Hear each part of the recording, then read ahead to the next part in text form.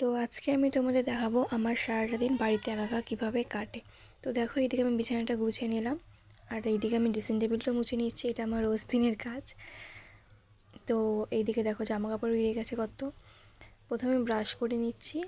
তো ব্রাশ করে দেখো আজকের ওয়েদারটা কত সুন্দর, তাই না? এইদিকে আমি চলে এসেছি মুখ ধুয়ে। এখন দেখছি ফ্রিজে কি রান্না করা যায়। মাছ আছে, মাছগুলো করব। আর এদিকে সবজি করতে হবে, সেটাই দেখছি। তো এদিকে আমি সবজি কাটতে বসে গেছি। তার ফাঁকে মনে পড়লো দুটো জিনিস নেই, আনতে যেতে হবে দোকানে। তো দেখো আমি দোকানেও চলে এলাম, আর এদিকে নিয়ে এসেছি। এখন আমি ভাতটা বসিয়ে দেবো। আর এদিকে আমার সবজি কাটাও হয়ে গেছে। তোমরা কী কী রান্না করলে আজকে কমেন্টে বলে যাবে। আর এদিকে দেখো প্রথমে মাছগুলো ভেজে নিচ্ছি।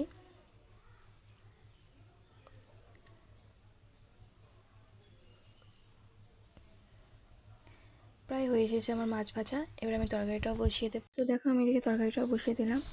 এই রান্নাবাড়িই আমার প্রতিদিনের ডিউটি।